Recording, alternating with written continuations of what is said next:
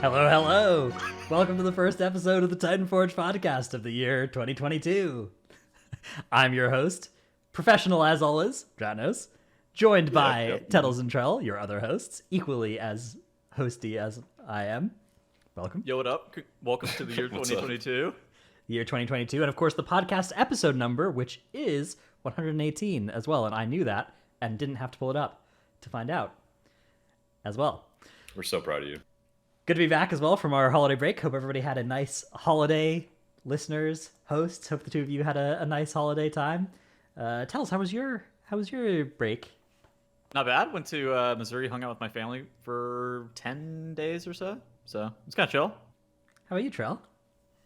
Yeah, Tuttle's missed a nice gamer meetup at Top Golf. It's ironic. Terracent, Corey, if you guys know him.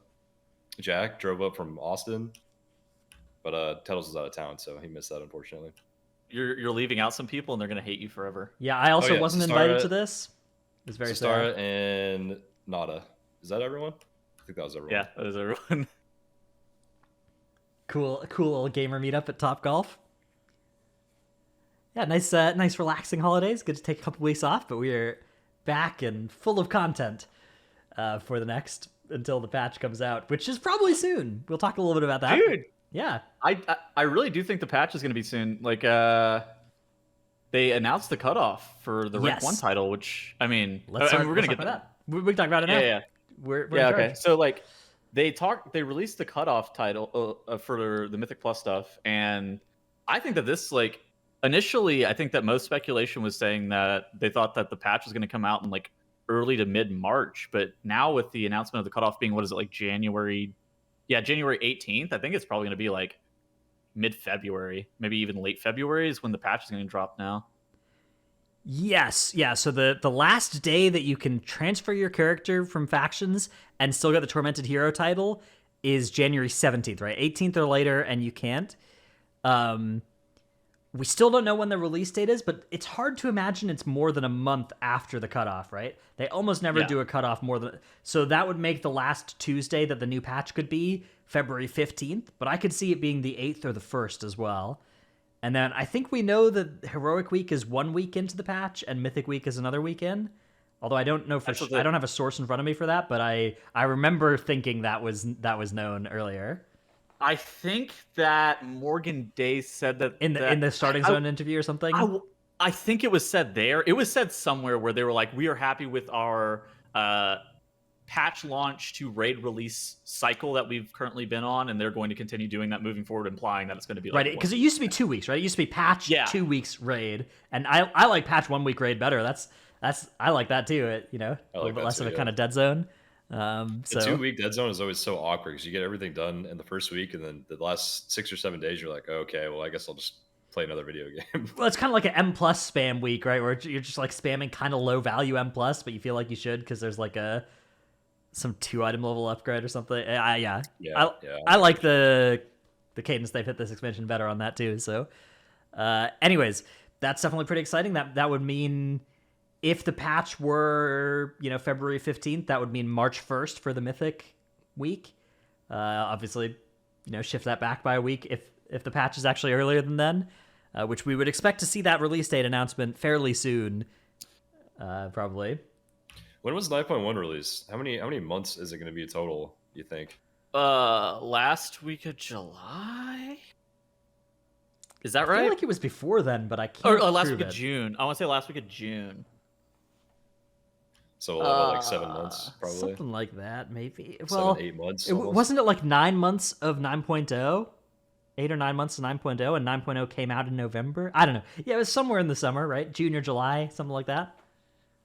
Yeah. June 29th. It's only It's the second raid tier of the expansion. It's such a long tier. Like, that is unprecedented, I think.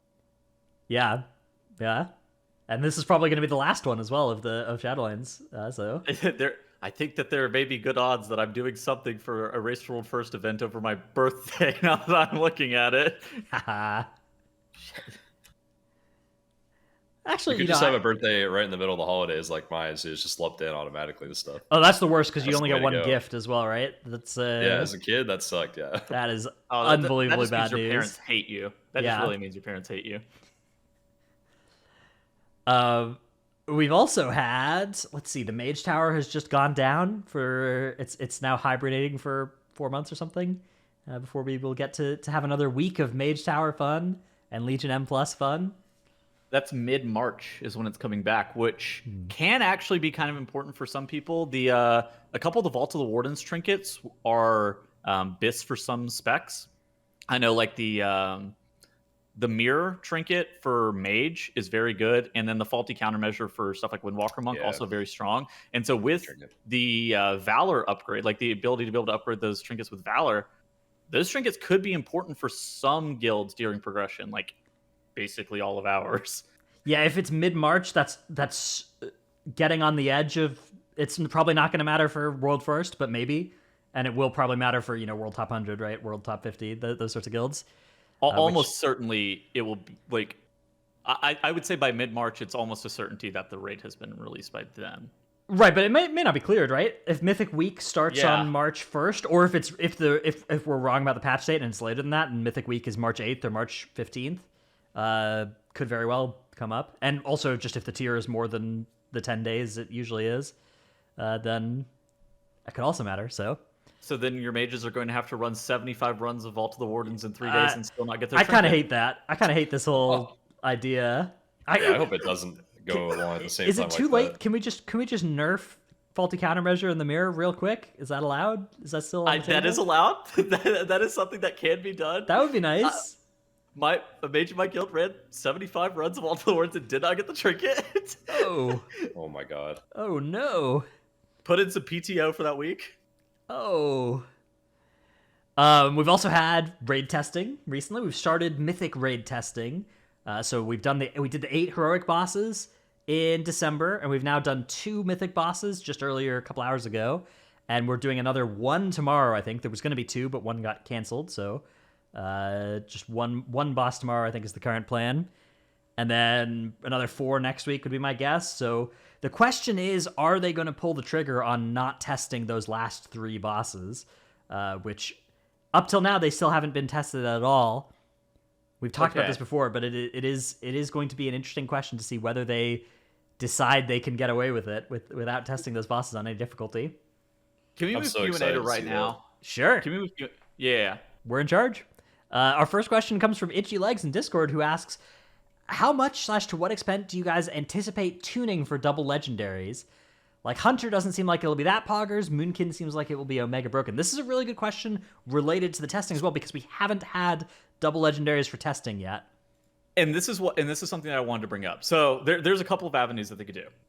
So for one, I think that they may be looking to either scrap the double legendary. So I'm really concerned that they haven't tested double legendary. Let me put that out here right now. Yeah, this is exactly like Shards of Domination. So for one, they haven't tested it. For two, there's little to no way that the double legendary is going to come out during progression. And the reason that I say this is because they would never nerf the raid by 15%. They're never going to chop just 15% of the HP off all of the bosses by enabling a double legendary during the middle of the raid, right? Well, do you remember rank 12 cloaks on N'Zoth? But that was a week by week basis, right? That wasn't rank 12 was a big power spike. Rank 12 was like 15%. A proc. It was quite big. It was quite a big deal. It was 7% though. How much is the average Covenant legendary? Is it really? It's over 10. Is it really over 10 for all specs? It is like 15 for some specs, and it's around 10. Probably like 10, 15 average. I feel like it's not that different from either rank 12 cloak or shards, going from not having set bonuses to having set bonuses as shards on the second week. Was quite huge. Do you remember that? The shard bonuses are bigger in my opinion. Yeah. They were never. Nothing has ever been 15%. Like it was a week to week power spike though. Even the shards were like 8% gain, right? Even week 1 to week 2 Sanctum. The 3 set of shards was like a 7% gain. Like a 15% nerf on all the bosses would be absurd. And I'm not saying that they won't do it. We basically had that in Sanctum though. We really did. Like the difference between week 1, week 2, week 3 of those bosses, because it wasn't just the set bonuses, but you were also getting more damage shards, right? More domination socketed slots. And you were upgrading the shards all at the same time. So you went from having 2 rank 1 shards to having 3 rank 4 shards and a set bonus in, very short order. Yeah, but it wasn't like a 1 week thing. Like it would be crazy to me if they're going to have it come out in the middle of the raid. I mean, I guess they could, but I seriously doubt it. And that makes me wonder: are they going to scrap double legendaries for this raid? I think your argument that there's no way they will do this because it would be bad is a strange one. I hope they've learned from their mistakes. Please don't make it come out in the middle of the raid. That sounds awful. Yeah, I don't know if they've learned their mistakes. Well, but also the shards, like, not only did they provide a flat damage increase, but they were also a massive healing increase for every raid member, not just from healers. The Shard of Cure. If you could convince your melee brains to put that on instead of triple damage, triple unholy. Yeah. Well, yeah, true. But if you had a smart guild, you know, everyone was wearing those Shards of Cure for progression bosses, and it was like having an extra healer instantly. Like, you had a 21st person on your roster. Yeah, another interesting question is just like, it is which week are we going to get double legendaries? Like, are we going to have it week 1 for Mythic? Is it going to come out week 2? Week 2 would be really bad for Race to World First as well, because the power spike. Well, the power spike would be 16 hours earlier for NA, right in the middle of probably last boss progression, which would be that'd be insane. Huge problem for the race. How is the raid going to be tuned? It's like one of those things that, like, are you going to tune it around having double legendaries, or is the raid going to be like? It's going to just be really hard the first week or two. Yeah, I mean, no. Like, 10 to 15% is so much, and if it's tuned around that, then those bosses aren't killable without it. Yeah, I mean, it's definitely an interesting thing. Also, because some specs benefit way more than others from getting their Covenant Legendary. Fire is like 15%. Like, right. So it's like maybe that changes which specs are good from 1 week to the next as well. Like which classes are good. Yeah. So yeah, hopefully we learn this. Also, hopefully we get to test the double legendaries. That was definitely one of the unforced errors of Shards was that they were never tested really on PTR, and that had they been tested, may have revealed some of the problems before it made it to live. Although also had somebody gone at it with, you know, a calculator for 2 minutes, they also could have figured out the unholy set bonus was going to be better. But testing would have done it too. So I don't know. I'm just really worried that they're not testing double legendary right now, and like those are the reasons. I think that double legendary is cool, and I hope it comes out. I honestly, in my ideal situation, they continue to test the raid with double legendaries for the next couple. Not obviously not tomorrow, but like next week's raid testing and the couple raid testings that may follow that with double legendary, and then they allow us to have it for the first week that like Heroic and Mythic are open. I think that would be the best case scenario and the most fun. On the other hand, if you think the reason, like if you want to apply, like assume that they know what they're doing, which I know many would not want to, but if you want to give them some benefit of the doubt, maybe the reason that they haven't enabled it on PTR yet, while they've been testing Heroic bosses and early Mythic bosses, is that progression for these bosses won't be done with double legendaries, right? And so then you enable the double legendaries on PTR and test, you know, bosses 7+ when you expect people will have them for or whatever. My assumption was that they are struggling to get them to be that swappable thing that they promised us. Maybe, but I don't know. You can kind of duct tape it together on PTR and I think that. I hope that we get double legendary though. I mean, they don't have like a week by week nerf to the raid system this time, right? As far as I know, like this last year it was Shards leveling up to rank 5 over time. In previous tiers, you know, you had like the Archive of the Titans.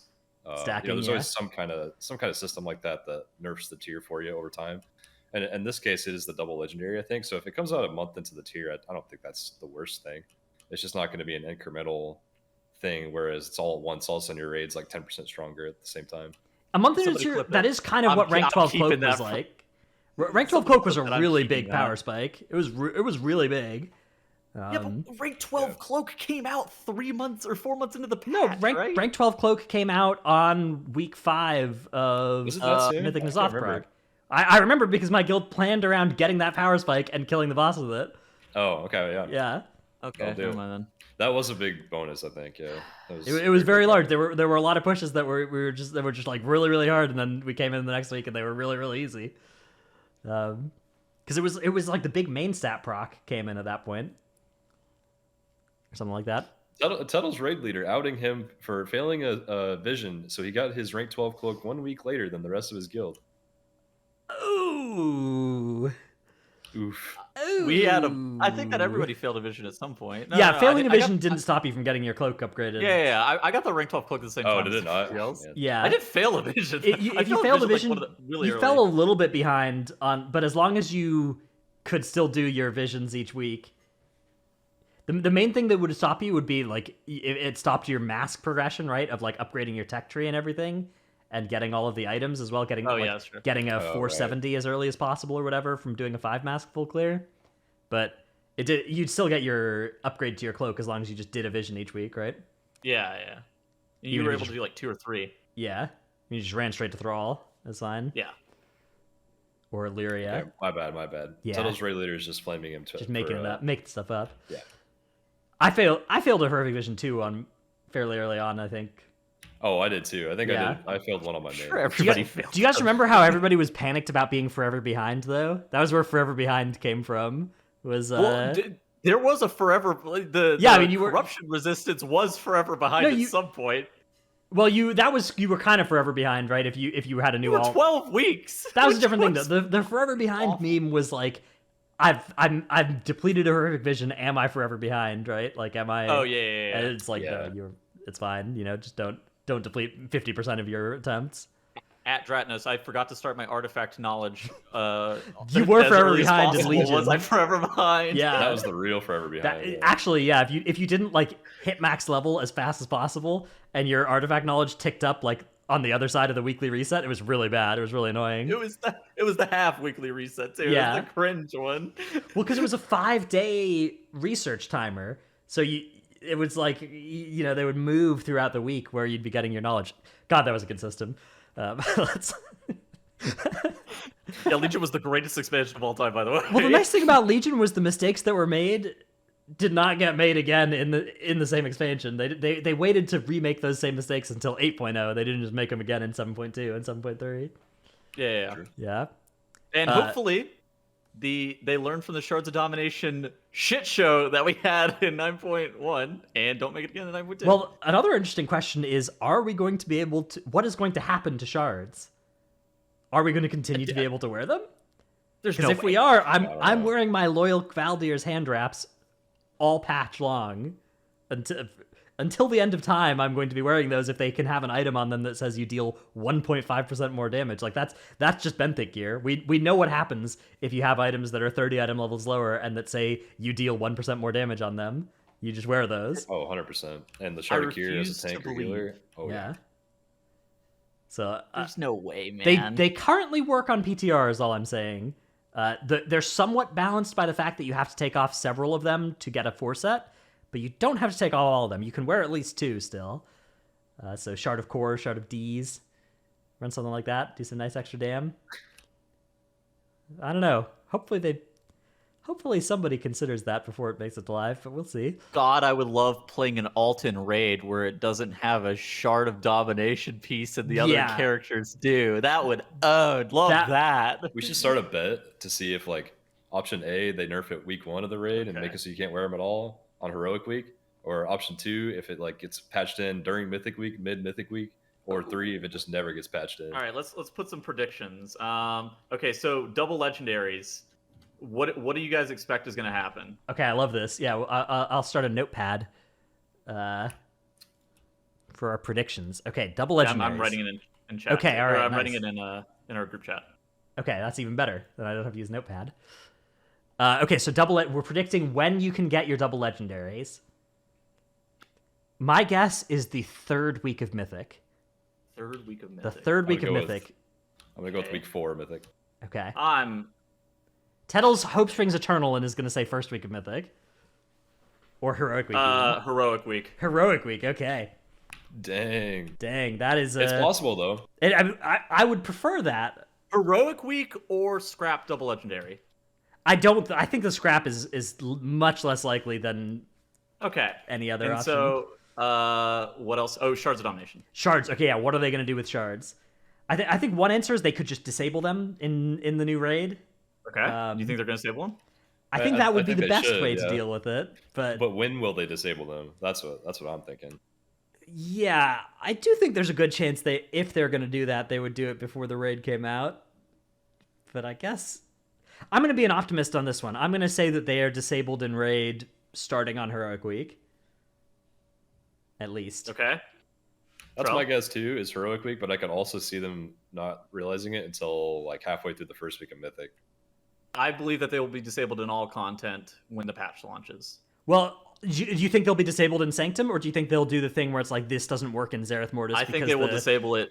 The Sanctum's connection to this realm is untethered. Dude, and so the shard's powers do not work. I don't know where the cringe shit in Mythic Plus either. Yeah, they're gonna. Oh man, that's totally true, gonna happen. Yeah. They're gonna prevent them from being in the raid, and they're still gonna work in M+. PvP. That's actually for sure. I think they're gonna be disabled in all content. All content. Okay. Launch. I think I am on some high tier copium right now. Yeah. Okay. I mean, that would be ideal if those items just become gray. Next patch, that would be the best option. But I feel like they would be hesitant to just completely, cannonball their system, but they should in this case. And they should have done it a year ago before it ever made it to beta or live. All right. So, people of the comment section of YouTube, please tell us what you guys think. Yeah, let us know your predictions on these things as well. All right. Good Q&A. Good Q&A. Yeah, good Q&A. We may, if we got some more questions, we'll do some at the end as well. But it's a wild new year, 2022. We're doing the show in weird orders. You can't stop us. Started the show muted. Well, that and may or may not upload that to YouTube as well, or edit it. We'll see. Let's go into tip of the week. My tip of the week is, if you ever want to do PTR testing, make all your characters on the same server as your GM or whatever, because sometimes Mythic testing is server locked. It's not supposed to be. And they often will fix it like 30 minutes into the Mythic testing. But this time was another example of you needed to all be on the same server to do the Mythic testing. They did fix it when it happened in Castle Nathria for one of the Mythic testings as well. They fixed it after like 30 minutes or so. But save yourself some time. Have everybody in your guild make the characters on the same server. And you will be able to avoid wasting time if that happens to you. Yeah, on the same note as Blizzard not learning from their mistakes. They do that a lot. Like it's PTR, right? It's it's PTR. Yeah. I'm not too upset about it. I think it's just a good thing to be aware of. Sometimes they just don't flick the switch that makes Mythic testing cross server.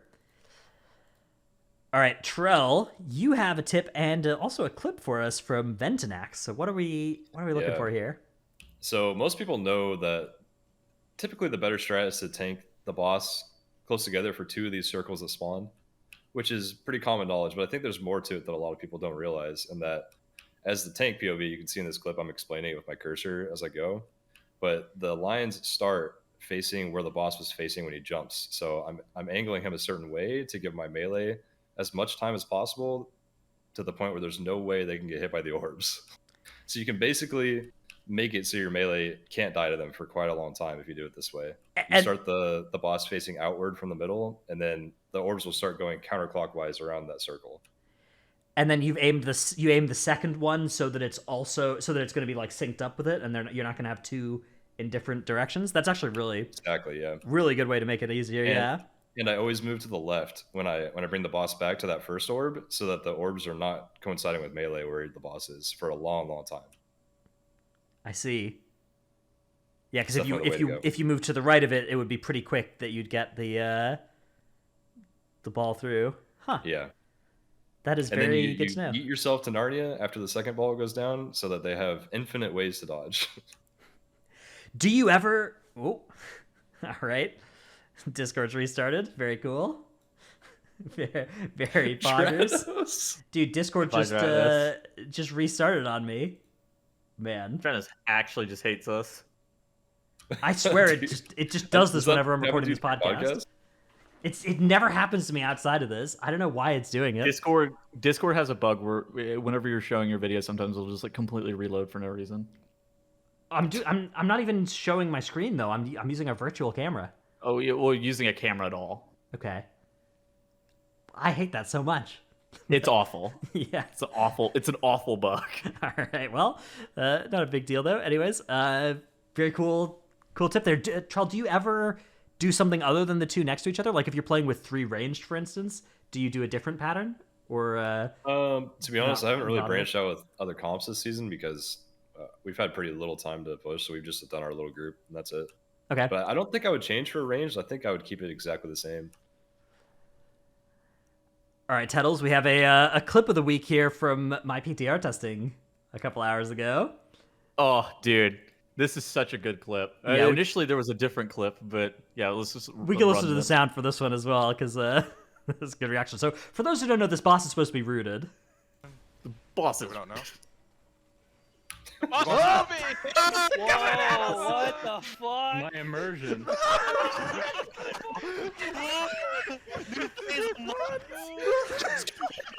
The secret phase.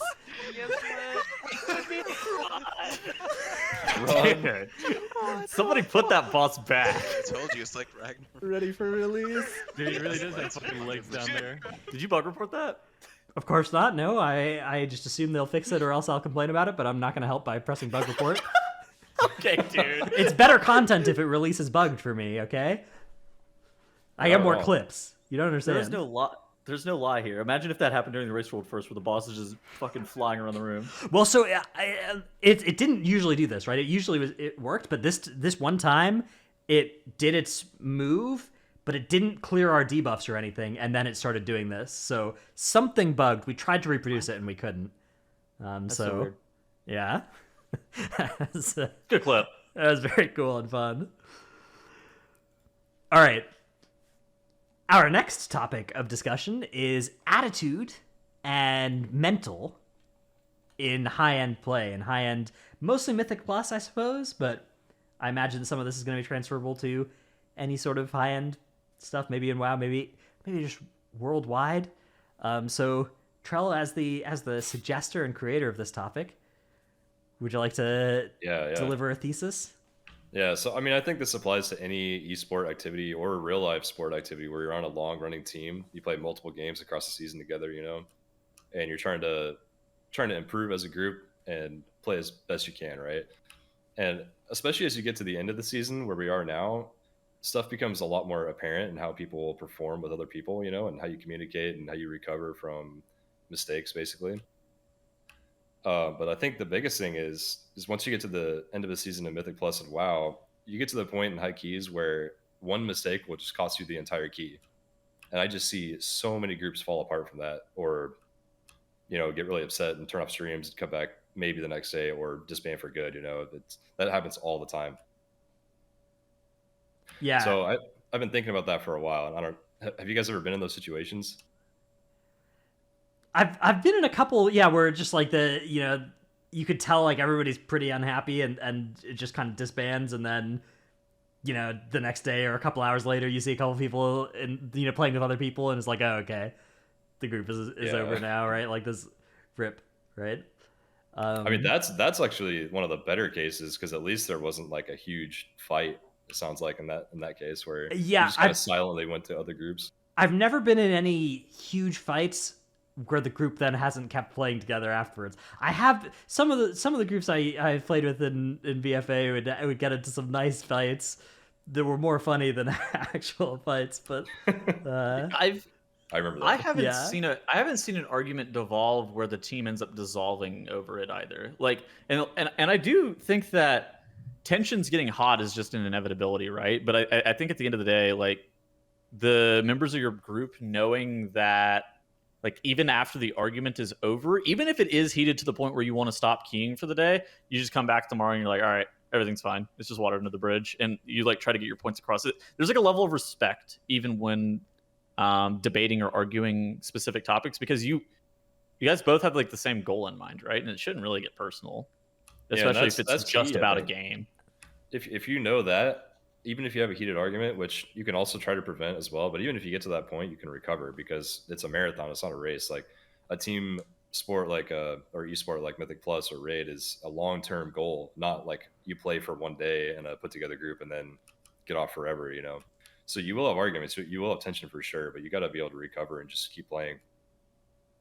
And also, I wanted to bring up that you got to have multiple people in the group with strong mentals, because at some point, if the tank is the only person in the group with the mental to keep going, and the tank's mental goes down, like if the tank's having a rough day or whatever, then that group is totally screwed. Like, you got to have someone else to like keep pushing the wheel, you know. I think as long as you have multiple of those people, like 2 in a group, it usually ends up being okay. Well, I think it's fine to take breaks, even extended breaks. Like, you don't have to key every day or every week or anything like that. And sometimes you may even take a season off. Like, friend of the show, Frosty. I mean, I know that he's been taking like a break from Mythic Plus lately, hasn't he? I mean, I think he's been doing a bit recently, but yeah. I mean, he was pushing a good example so hard. He was pushing so hard for a long time, right? And then it was just like, I'm kind of tired of this. I want to go play Final Fantasy. I want to go play Valorant. I want to go do other things. I'll come back and do keys again next season, or I'm even going to rate at a high level. But like doing it every single day, at some point you're going to experience burnout, and it's not healthy to like continue to drag even your whole entire team through it. So knowing like what is good for you and what is potentially even good for your team, even if it involves you stepping back, can also be something that's important. Well, I will say like it's you brought up Frosty. Rare. Good, yeah. They didn't quite actually meet their goal. I think they all wanted to hit 3K, but their group dissolved a little early. And I think if someone else would have stepped up and like made them take a break earlier, maybe I'm totally off on this. This is just speculation. I think they're all awesome gamers. Maybe if they would have taken a break earlier, or if they had someone else in the group to like push them to, I don't know what happened in their comms or whatever, but argue about something less or fix a mistake early, you know, anything else to pick up Frosty, who was the tank of that group early, may have made a difference in their performance. Yeah, it's tough to diagnose any individual group as well, because different groups do have, like, there are multiple different kind of group dynamics that do work for different groups, right? Like there are certainly some groups where if you just transplant, like there can be 2 very successful groups, and if you transplanted a couple members from one to the other, it just wouldn't work, right? Like there's some groups where there's the kind of like what you might describe as heated, or people getting passionate, angry, you know, not like hateful, but you know, they clearly care about the key in a way and in the moment. And that can work if all 5 members of the group are okay with it. And then there are some groups where, like, you know, there are players that will immediately perform worse if the comms get tense and they like need it to stay positive the whole time, or else it'll fall apart, right? And I don't think there's I don't think there's necessarily a right answer to like which of those is a better person to be. I think there's pros and cons to both, but like if you mix those 2 elements together and people aren't flexible, then it's not going to work. So how does this translate to raid?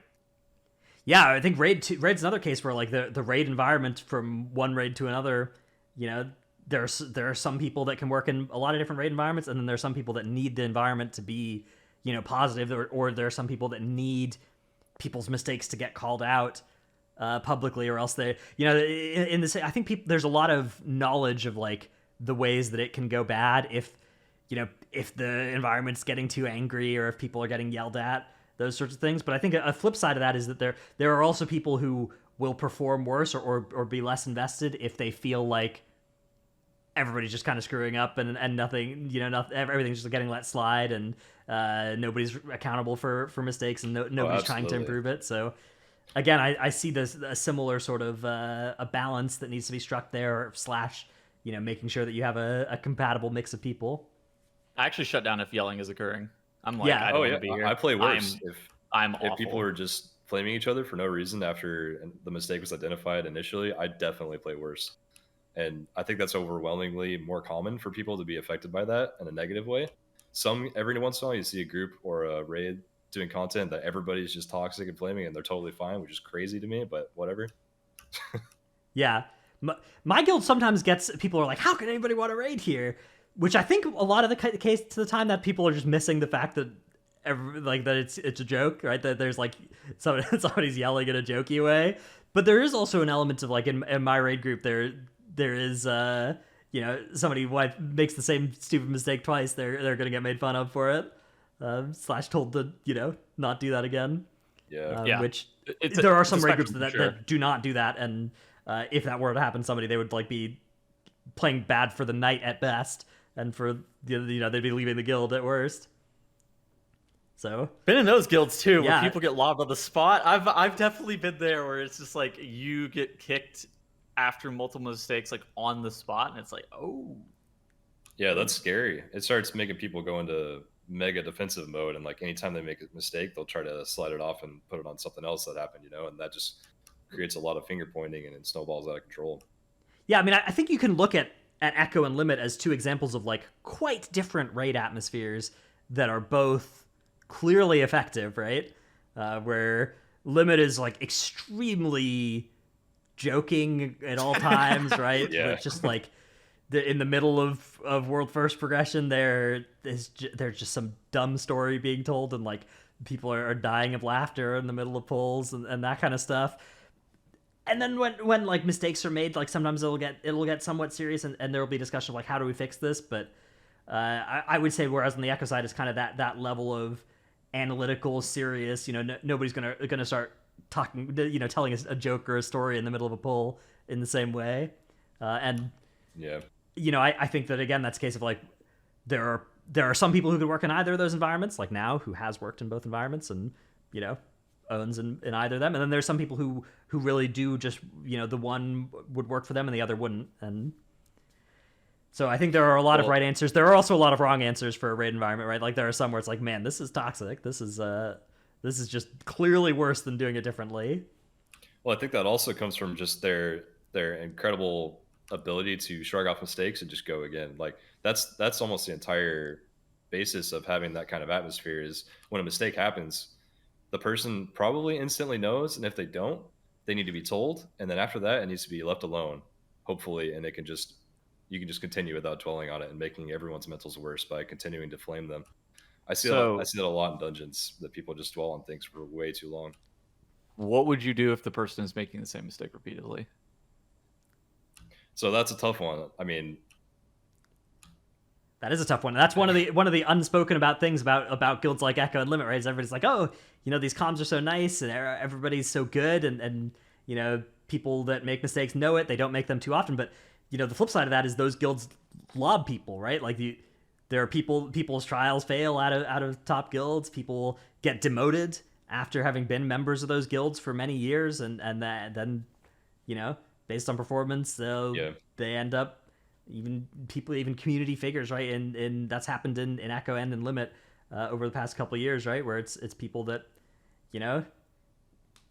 that's something that you kind of can't have the one without the other, right? Like if you're trying to have an environment full of people that like know they're good, know when they make mistakes, and everybody believes in them and believes even after they make a mistake that they're going to figure it out, right? Like that, you have to then have the ability where when you lose that belief in somebody, they get lobbed, right? Or else you're not going to have both of those things be true anymore. Yeah, there's no easy answer for that too. I mean, you see people who get dropped from Limit or Echo every tier, but it's usually later in the tier. The initial reaction from them is usually to swap them out on the boss, right? And then figure it out later, with a very controlled environment when it's not in the heat of things. And Mythic Plus, it's harder because if you're just doing live keys, it could just be a put together group. If it's a long term group, it's the same situation as Echo or Limit, where you need to talk to them over time and figure it out, and then maybe make a decision later. It's also rough in M Plus because like you don't run a bench in M Plus, right? It's not like you can just swap somebody out for a day. Like if it's like, okay, we're gonna play with a different rogue. That's kind of a that's like if your main rogue is online and you've invited a different rogue, like that's kind of a final decision. You don't really get to necessarily go back on that unless the original rogue is like doesn't find a new group and is still willing to play with you again if you change your mind later, which maybe they are, but it's a good chance that bridge gets burned at that time. Yeah, it's tough. But also one more thing I wanted to bring up on this topic before we move on is speaking of Echo, they have the longest running MDI team by a long shot. The second runner up to that is Divine's group with a shine, but the core of Echo, Now and Genji, the reason why they've been so successful for years is not only because they're good players, of course, but because they both have strong mentals. When one of them's having a rough day, the other one picks them up and keeps the group going. They've played together for so long, and that's like one of the most impressive things I've ever seen in this game, is that they still have such a good friendship and they keep going, because everybody has bad days. Everyone plays bad sometimes. And also the fact that Genji can shot call, when now can't is insane. That's like, as a tank player, that's something I look for in someone else right away. Is one, if they have a strong mental, and two, if they can shot call and be comfortable looking at more than themselves in each situation. Yeah, it's very important. Yeah, I think the Echo team is a great example of, like, one of the things about most of the players on the Echo MDI team is that it's not like they are impassive and they like don't care if they mess something up, right? Which is something I feel like when people talk about attitude, they often kind of imply that that's what you should be going for, right? Is like not caring if stuff goes wrong and developing this sort of like zen about it. But if you watch Gingy when particularly when he makes a mistake or when something goes really wrong for the team, like he's really invested in it and it really hurts, and you can see. And yet the team does not fray apart as a result, right? I think that's what you want to strive for, right? Is finding a way to be able to be like really invested in the outcome and really hurt if you don't get what you're aiming for, even without it then destroying the bonds of the team, which they do a really good job of preventing anything from ever moving in that direction. So definitely squad goals. Yeah, squad goals. Hashtag squad goals. I still to this day haven't seen a group form that is as strong as them, and I really want to see more come out like that. I mean, I think that Divine Swagger Shine team has been insanely close. Yeah, definitely. I would put them in a pretty similar. Yeah, they're a close second. Yeah. I mean, I don't know what they're up to now, but like the reason I think if that team dissolves, I know Shine has said that he is probably not going to come back, but I don't know what's going to end up actually happening. If that team ends up dissolving, it'll be very unfortunate because they were always so good. All right. JB and Shaq also have been together forever too, by the way. Yeah. That's true. Also JPC has been trying to learn from Gingy. Sorry. Since he last played with him in that last tournament, I can tell he's been trying to shot call more and step up to the plate. It's been pretty cool to watch his journey. That's all. One of the things about JPC is that anytime he learns there's anything anybody does better than him, he's just immediately starts to try and assimilate that into his play as well, which is so valuable. Is a very good pattern to have. I mean, people have talked about the Gingy buff for a long time, where he just makes your whole entire group better. It's because of his mental and shot calling, 100%. That's something that we talk about this a lot, right? But like if a DPS player is able to coordinate things and take that pressure off the tank, that adds a lot of value. We've talked about that with players. I think we talked about that with players like Evade before as well, of just like managing those sorts of things. Dr. J. Dr. J is also very well known for it as well. All right, do we have any other stuff on attitude and high-end play? Any other subtopics to cover? I think that's about it. I think it's just an underrated topic. I think your mental matters a lot more than what most people think. Yeah, I do think that it's good to like I've become more nuanced in this. I used to kind of be in that camp of just like try just be positive about it, right? Try and care less about it. And I do think there's a lot more nuance to it now, and a lot more right answers than just that one. But definitely important to make sure that things are channeled in the right places and not in a way that will hurt the group. And I think also the growth mindset, right, of just kind of trying to make sure that you're playing in such a way that you're getting better is very much important. You just want to do the best you can to keep the group improving. I think that's a really good point. And to do that, you got to be positive. You just have to be. All right, let's do the thanking of the patron. Hold on. We missed some of the 9.2 stuff. Okay, we got sidetracked by our Q&A. we missed the KSM stuff and some of the other stuff. All right, so let's cover this. We did indeed miss this. Yeah, this is when we skipped ahead to the Q&A. Yes. So we have a change to the Keystone Master coming in 9.2, which is the rating requirements have been bumped up, but Tazavesh is being added. And the amount of rating that's being added is 250 per new dungeon, which is consistent with the amount that was last time. So I see some complaints about this, but I think most will describe this as fair. 250 points extra. for each of the two new dungeons. You know. I definitely agree with this. Whenever I was doing the notes, I think that like the thing that I was the most interested on and want to know what you guys think about it.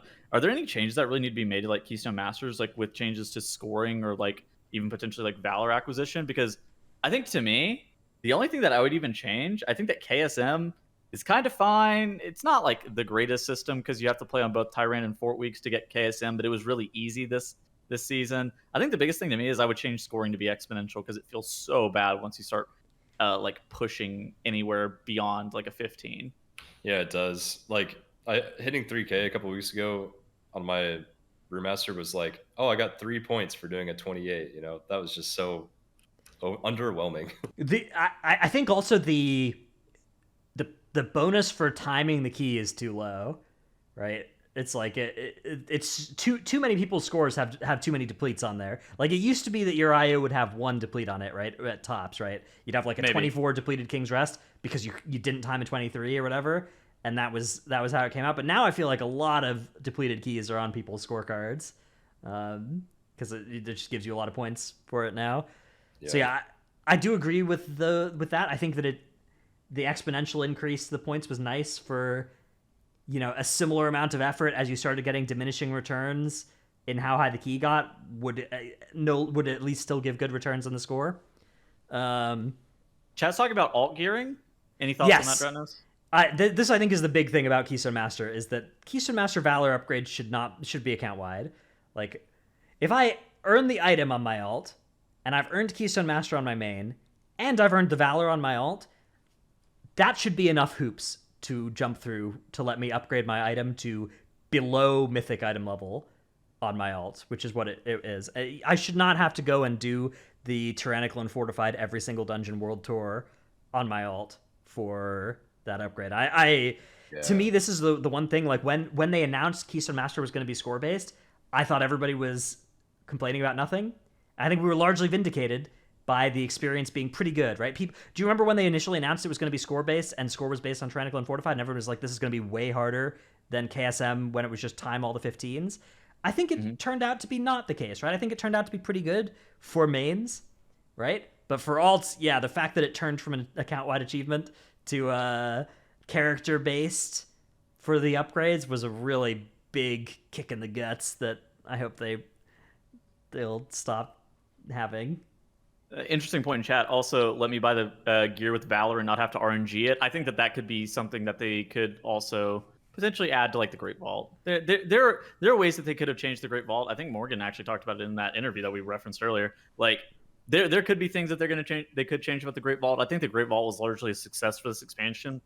If we're just going to look back on it as a whole, I think going into the next expansion, if they're looking to change something, maybe have like a further way of choosing specific items would be nice. I think that would be kind of cool because like there are some things that are always going to be BIS from dungeons or BIS from PvP, and being able to pick that if you're on the 11th week of the patch or something is probably fine. Are you talking about like the 252 file or are you talking about just a 246 file? 252 file. A 252 file. Okay. Hand select something. Yeah. Or yeah. I mean, yeah. Yeah. They just have like a system where they open up buying specific items like late in the patch, like you said, maybe 3 months in or something. Yeah. Yeah. So you can for sure fix the RNG that you just can't get your item, you know, like nobody wants to grind 75 Vaults of the Warden like we talked about earlier for one trinket when you could just have some bad luck protection and buy it eventually. God, I can't wait to farm Ruby again in 9.2. Yeah, yes. I think that's another problem that the system has is just that like Soul Letting Ruby, IQD, File of Putrefaction, Scale, infinitesimally divisible ooze, Scale. Oh, it took me like 3 months to get Scale this patch. That was horrible. Harlan's Loaded Dice, Deadeye Spyglass, Memento of Angerboda, Friend Rares, whatever, Unbound Change. Yeah, all of these trinkets are just like perma-bis, right? It's just like, what do I do at the start of each new patch? I grind the exact same trinket I grinded at the start of last patch from M+. And I like, what am I doing for the first week of Shadowlands? I'm in Theater Pain. What am I doing for the first week of 9.1? I'm in Theater Pain. Bro, I got hope. I got hope for the Race to World first. Slammed like 20 DOSes on stream to get an IQD. Right. So I think that in and of itself is a problem that comes about from just having the exact same trinkets for all expansion, gaining item levels each patch, and still being missed the whole way through. So I don't know what the answer is for that. There are a couple of suggestions that we've talked about before of like seasonal trinkets from M+, or those sorts of things. Better raid trinkets even would go a long way towards... but it's nice that the trinkets from M+ are good, because that's the only thing that currently is BIS from M+, so taking that away would suck in its own way. But I think they should take a swing at fixing that. But maybe that's the next expansion thing. Copium. Another thing we didn't talk about was just the Legion time walking mage tower going down and everything. I assume I don't know. I mean, I think all three of us are kind of on the record of being like, we would like this to be up all the time. I feel like most people that I've seen have posting takes on this on Twitter have been on that side as well. I actually don't care that much about it being up always, but I don't know.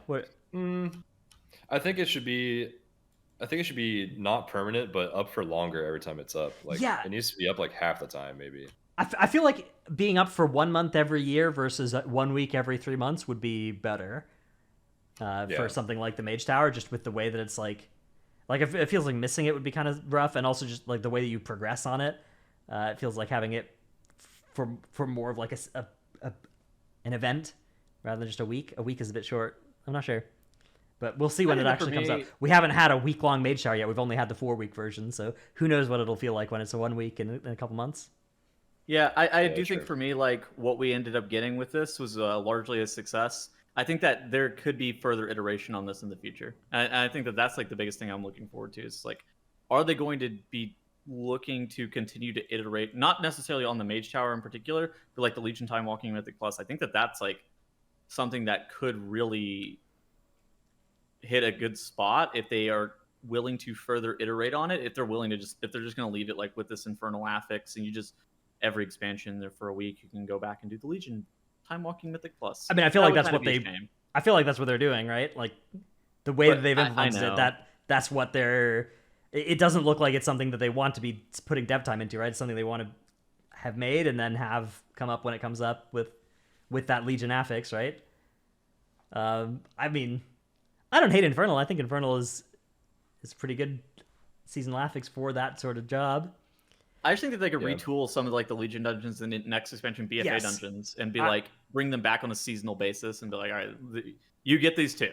That's what I was hoping they would have done, and I think that it's become dramatically less likely that they would they'll do something like that since they've implemented it this way. I think we're gonna get BFA time walking Mythic Plus with some seasonal affix. BFA with I think just bring back Enchanted, and the BFA dungeons they should pick: Tol Dagor, Siege of Borealis, King's Rest, Shrine of the Storm.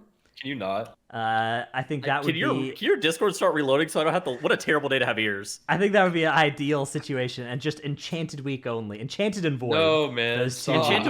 Enchanted Week only is not not bad. At least it's not Void Week only. Oh, yeah, sorry, right. Tides and Void. Tides Week is what I was thinking. Not Tides Enchanted. Week. Yeah.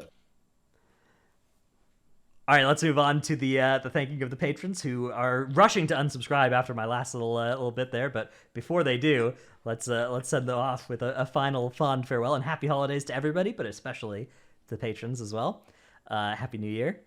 They are Friendship Ended with Rat. The Donger is my new best friend. Is this a TFT thing? That's a TFT thing. Okay.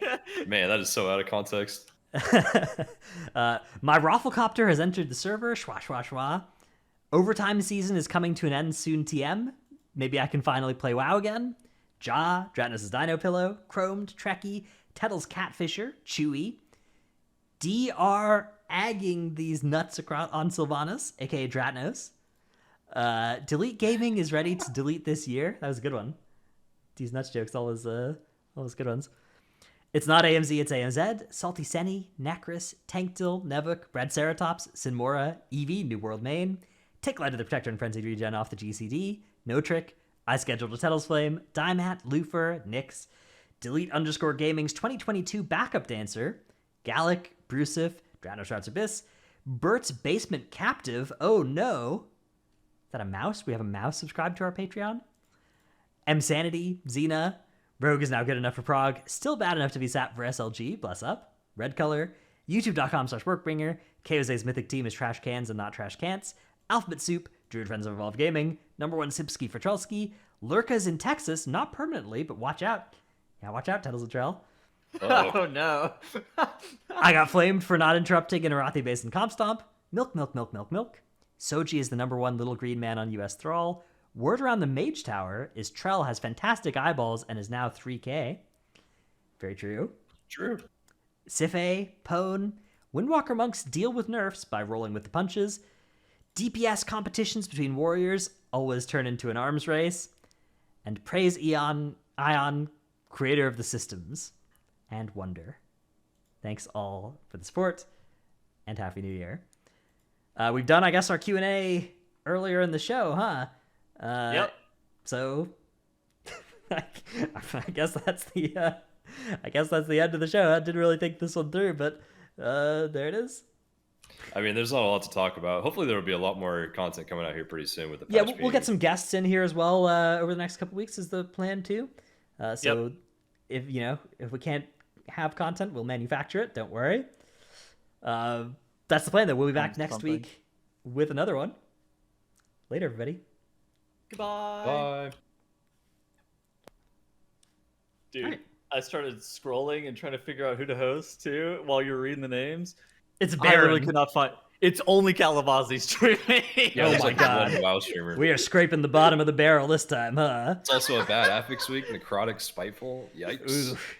Don't tell Kalavazi that. Dude, I love Kalamazoo so much. I cannot stop thinking about the time he just shoveling food into his mouth and talking about how much his tummy is hurting. Dude, I'm so full. Yo, you want to Oh, bite yeah. of this?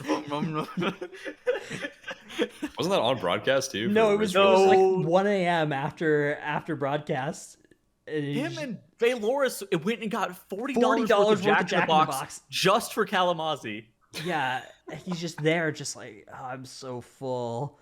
Yo, you want a bite of this burrito? Yeah. I And have it's extra Taco Bell back in my hotel room if you want it. I'm like, absolutely not. I don't want any of this. Gross, dude. Florida man. All right, let's get out of here. All right, later, everybody. We'll have a guest Thanks for next watching. week. Hopefully we have more content.